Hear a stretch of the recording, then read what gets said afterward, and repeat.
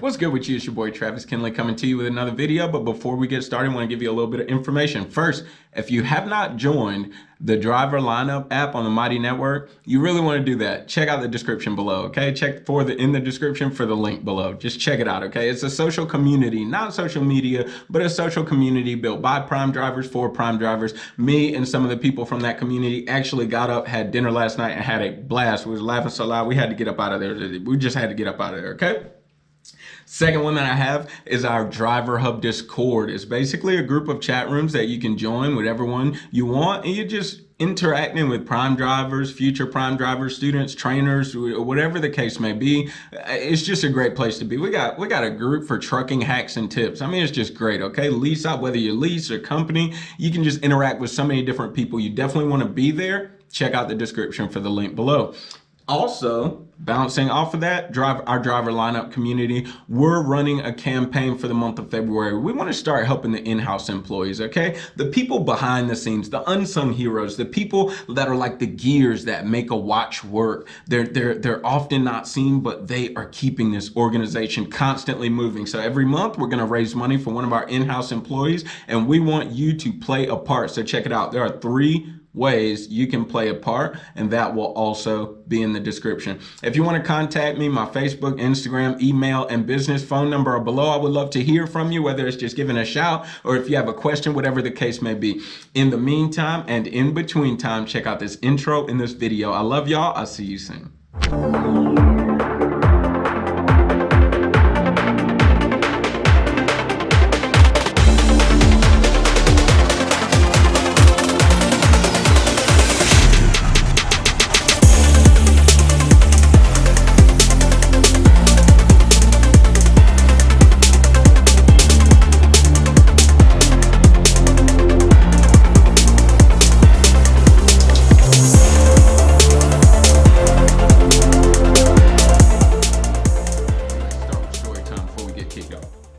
Because this story right here, it was the highlight of last week. It was the thing that happened, right? So I'm at, it was a drop and hook. Means I'm bringing a loaded trailer with product on it. I drop that trailer and I have an empty trailer. I'm just gonna find that empty trailer that's been assigned to me, and I'm gonna leave with the empty trailer, or any empty trailer for that matter. In this case, it's any empty trailer. So I'm driving around, I'm putting my loaded trailer where I'm supposed to put it. I'm driving around, I'm looking for the empty trailer that I need. Well, I can't find it. So I asked somebody, where's the empty trailers here? He says, go around the building. I go around the building and I check every single empty trailer, making sure that it's gonna be empty. There's no seal on the back, making sure that you can't open the doors. What that entails, that means I have to drive up to the empty trailer, put it in neutral, pop the air brake out, then I have to get out the truck, walk to the back of the trailer, and then I see a seal, so I get back in my truck, then I move the truck forward to the next empty trailer, put it back in neutral, pop the air brake, get back out the truck. You get where I'm getting at? Okay, so I checked the whole empty trailer section for an empty trailer. I don't find an empty trailer, so then I drive back to the front, find a yard dog. I say, yard dog, he says, Travis. I say, yard dog, he says, Travis. Okay, so I say, yard dog, are all your empty trailers back there in the empty trailer section? He says, well, we've been pretty full lately. It's been pretty busy, so, you know, your empty trailer could be anywhere. Okay. Thank you, yard dog. So now the search has expanded to the entire property. So what does Travis have to do?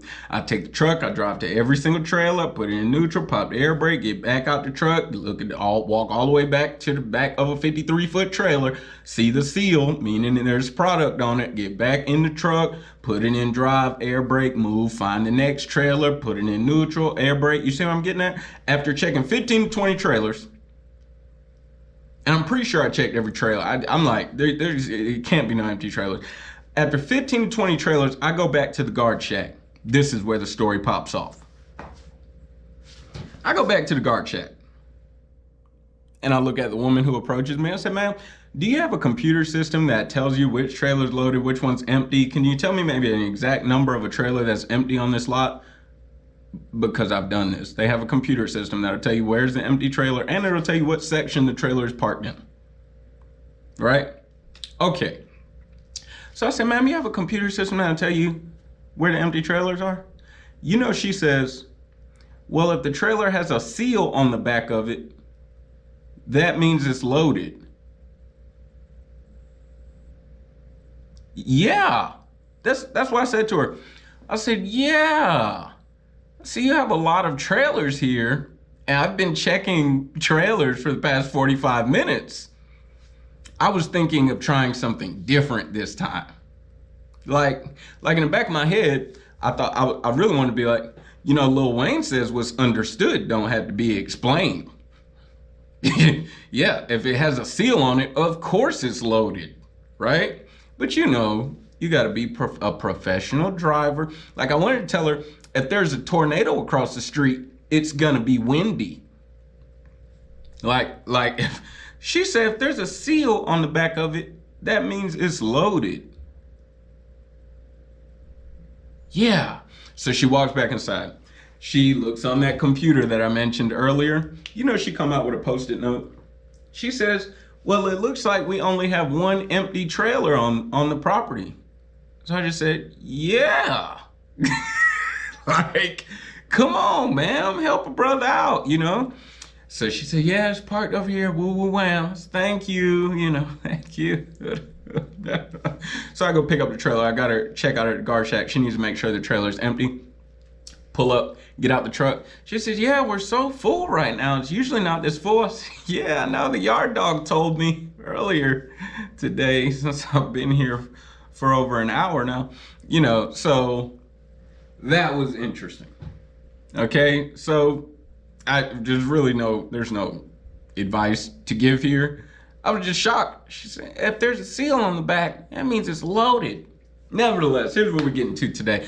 Today, we're talking about TNT. 3 ways to make TNT breeze by a little bit smoother. It may seem a little bit quicker, okay? TNT is so interesting. You know, it's kind of a stressful time. You're in a truck with somebody you've never met in your entire life. Y'all are getting to know each other while working together.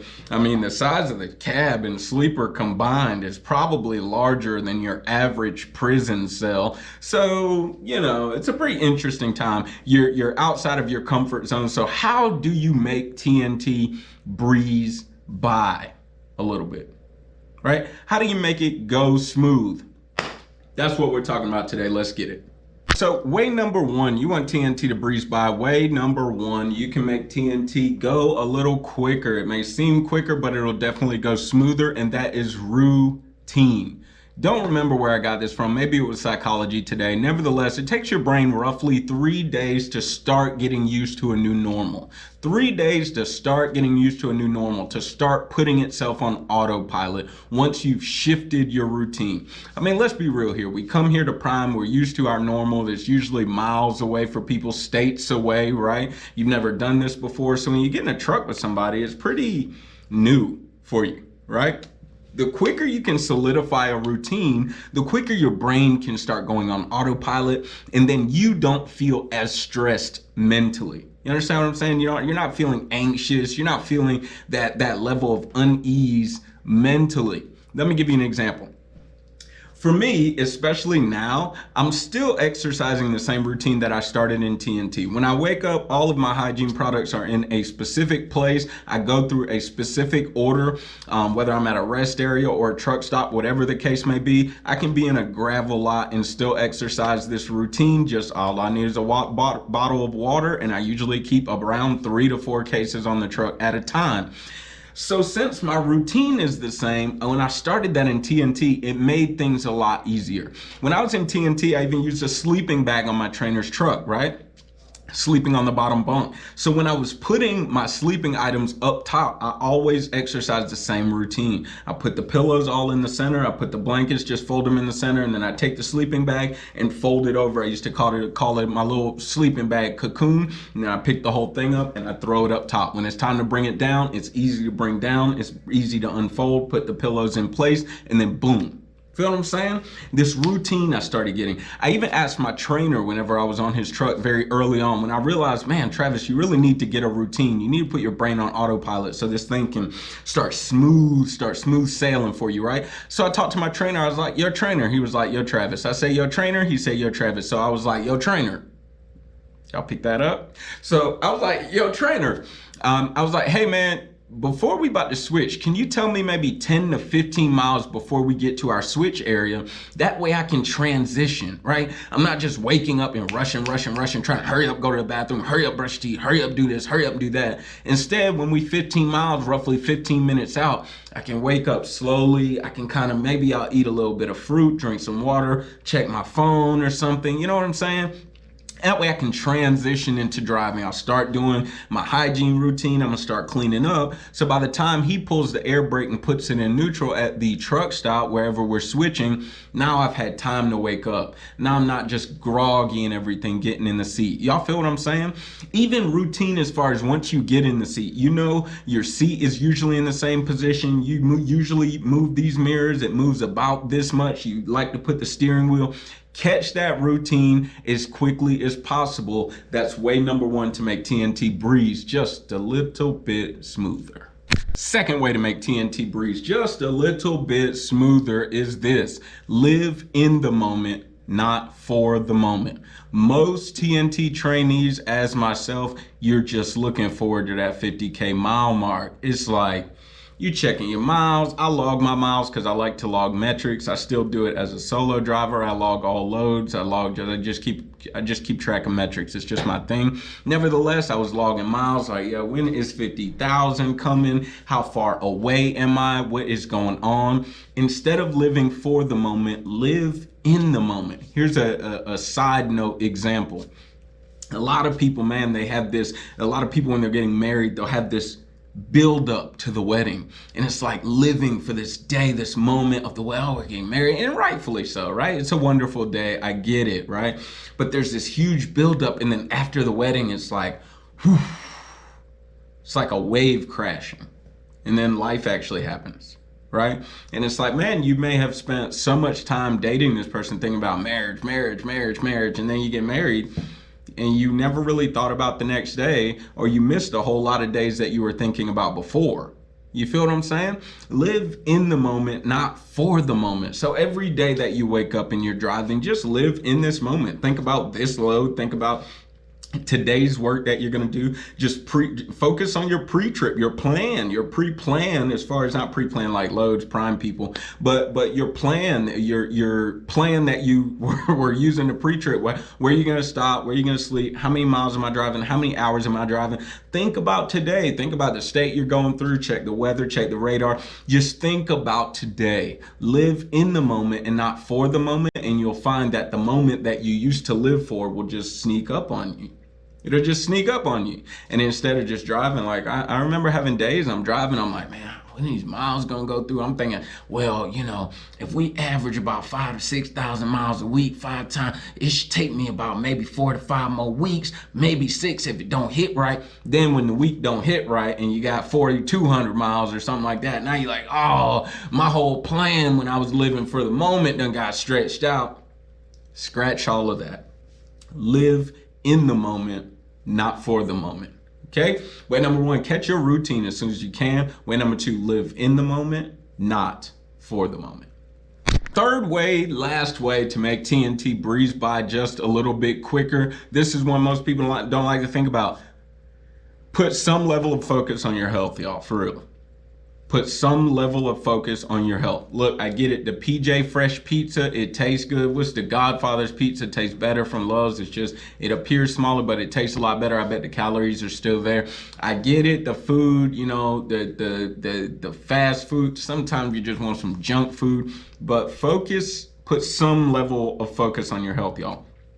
There are generally 3 areas of your life that people say your health derives from these 3 areas. Think about these 3 areas. The first is your sleep. Are you getting 6 to 8 hours of sleep? Right? So everybody doesn't need 8 hours, but are you getting 6 to 8 hours, right? If you're not getting 6 to 8 hours, you need to do something different. Okay, don't tell me it's all about your trainer, it's about this, it's about that. You're taking a 10-hour break. You need to be sleeping 6 to 8 hours of that 10-hour break. If something is wrong, then maybe having a talk with your trainer and saying, hey, look, I'm not sleeping enough. It's making me groggy while I'm driving. It's your focus on your health, okay? Sleep is the first one. The second one is diet, just like we were talking about. That PJ Fresh pizza, that Godfather's pizza.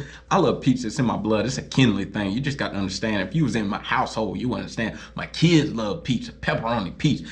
I got them 6 months old. Suck on this pepperoni, baby girl. Put that on your tongue. You understand what I'm saying? Forget the baby food. We raised on pepperoni pizza. You understand what I'm saying? Shout out to Zach Strange. She put me on them pepperoni. Look, you got to focus on your health. Don't be eating all the truck stop food, busting up your paycheck and busting up your arteries. You understand what I'm saying? Try to make it to Walmart. You can buy things that don't necessarily need to be stored in a refrigerator. Here's what I did when I was in TNT. I remember eating tuna, okay? I would make a tuna salad sandwich. Easy if you just get the relish and the boiled eggs. Send me a message if you need help. I was messing with tuna. I was messing with peanut butter and jelly sandwiches. What else would I do? Because a lot of the things that I did before, I still do. I made a lot of sandwiches in general, so the only thing I needed in the refrigerator was like sandwich meat and cheese. I would get the mayonnaise packets out of the actual truck stop, so I didn't need a large jar taking up room in the refrigerator. You see what I'm saying? Right now I keep oatmeal on my truck is another thing that I keep that I don't necessarily need refrigerator space for, you see?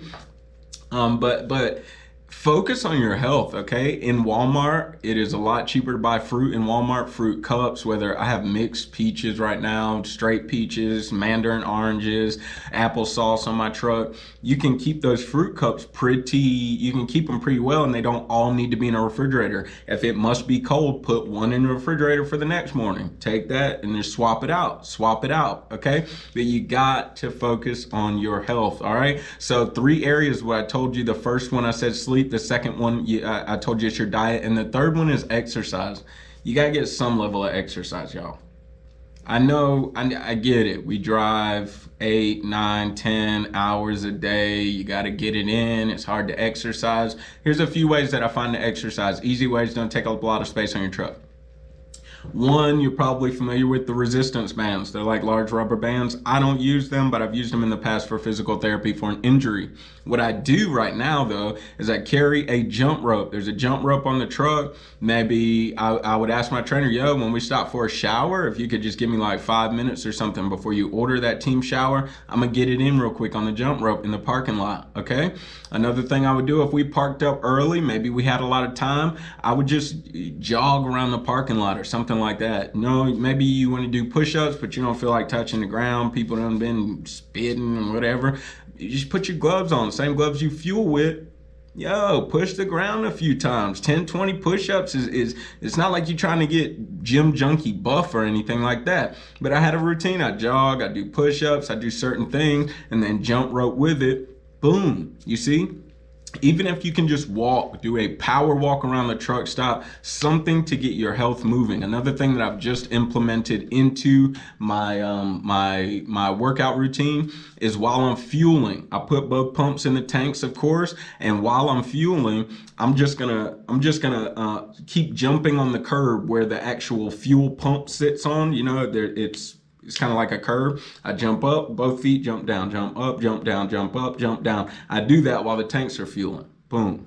You see, just a way to get your heart rate up, get your body moving for a sec. Maybe you want to switch it up, do some jumping jacks. Just push some sort of cardio into your life, all right? So the first way, remember, grab a routine. Do anything that you can get your brain to do the same thing. Most of us do the same thing every single day of our lives.